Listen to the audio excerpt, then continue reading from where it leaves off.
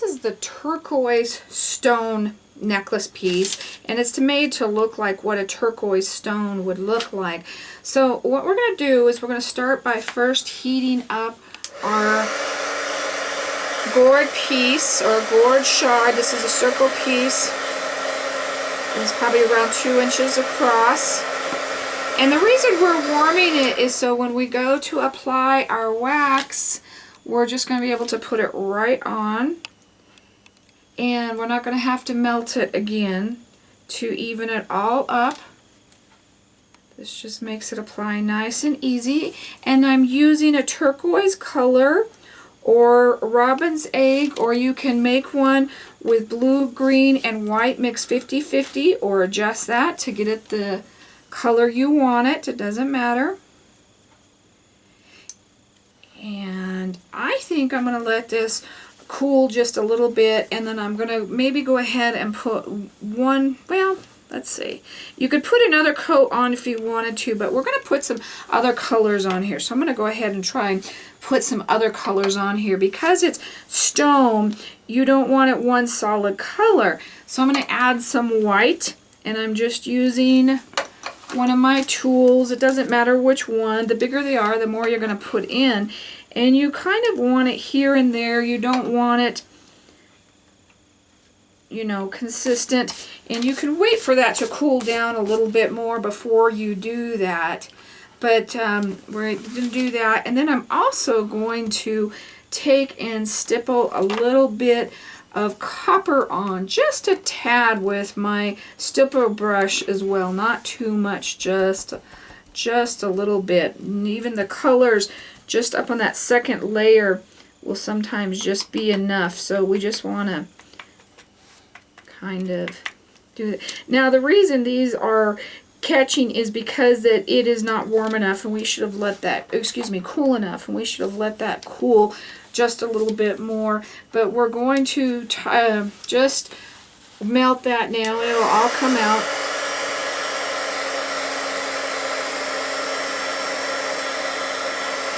And we're going to move it around until we get it where we kind of want it to. You want it looking more natural. You don't want it looking not real.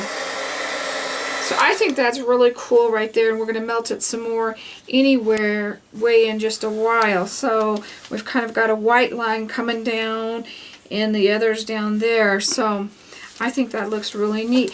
Now we're going to use our black lines, and we're going to put our black lines on with our hobby knife. And what we're going to do is we're just going to set that directly into the wax and pull that out and just move that around. We are going to wait for this to cool all the way before we start to do that, and make sure that we have that nicely covered. Now this was one that I messed with a little bit on top, and I need to come back in and add just a little bit more wax to his center. If you have a normal piece of gourd or the ones that are in your kit, you won't have that problem. So I'm just going to put a little bit more wax on him right there. But you can see how that already is starting to look more like a piece of rock. And by just letting that kind of wax kind of go around by itself, it kind of makes it kind of natural looking. And we're going to kind of come in and take our lines, and they're going to branch off from one another, kind of what lightning would almost kind of look like. So you kind of want them coming off from one another. And to keep that one from getting real big on top, you can take that first one, so you don't get that dot right there, and just wipe it on your paper towel. And we want to make sure that went all the way to the edge. And we're going to start another one.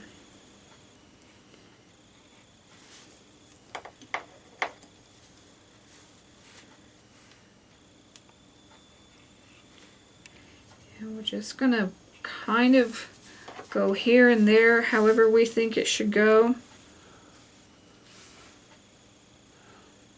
There is no right or wrong again on this.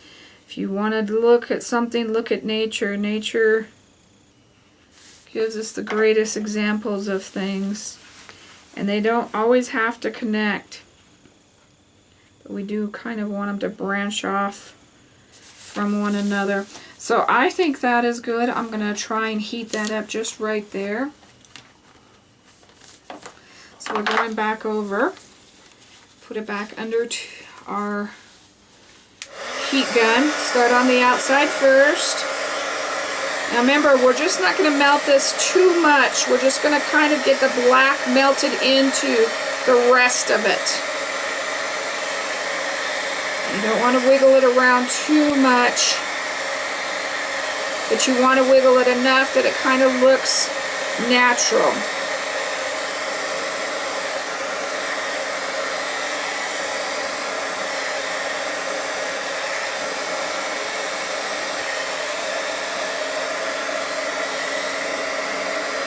Okay.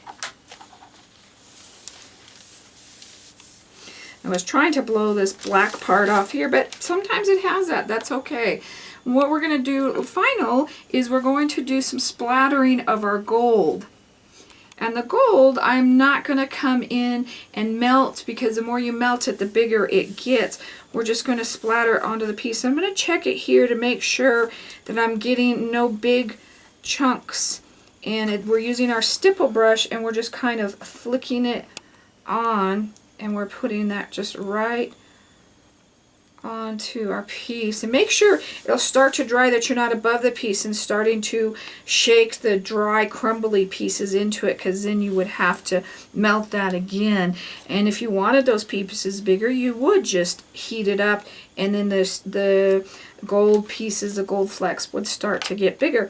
So that is how you do the turquoise stone piece. Just play with it. If you don't like it, take it off, do it again. That's what's so great about this. So we're going to let this one cool, and then we're going to come back and finish this one up.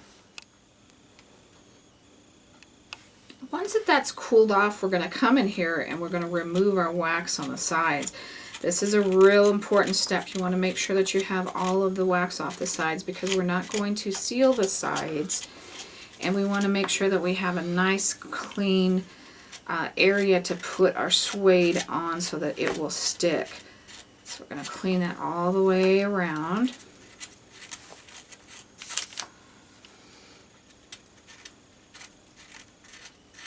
Do a nice clean border.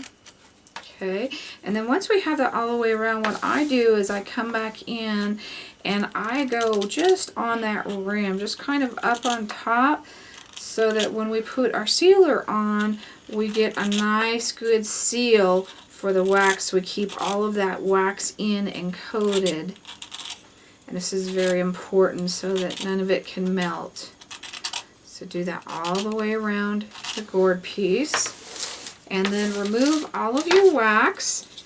And if you have a lot of wax pieces, it really works well if you remove it with cloth. It really helps grab that instead of sticking to you or your gourd piece. Now, what I use as my finish is the Mod Podge Dimensional Magic, and it's made to go on thick. So we want to make sure that we put it on nice and thick. And do not shake it. It's real important. You get bubbles if you shake it. And you can't put it all on and leave it. It will run over the edges. So we're going to put it kind of near the edges, and we're going to start by applying the edges first. And we're going to go, and we're actually going to come over the edges just a tad to help get that seal on the edge of your gourd. So but you don't want it down much further than that, because we've got some other things we've got to attach on the side. And then we're going to put some nice big stuff in the middle. And you're going to see me use my brush. And it's not used as a brush, as more as just kind of applying it here and there. And I just used it to kind of slide it around, not just brush it. And you can see the Mod Podge kind of settling in, and that's what you want. You don't want to see any of the strokes. If you see the strokes and you do not have it on thick enough, and you need to add some more.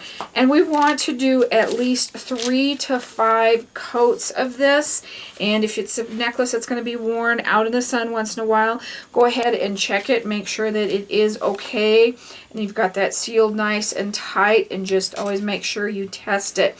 So go ahead and put your coats on, get them nice and dry. The last one you want to leave on for about 3 hours, and then come back and we're going to finish up our necklace.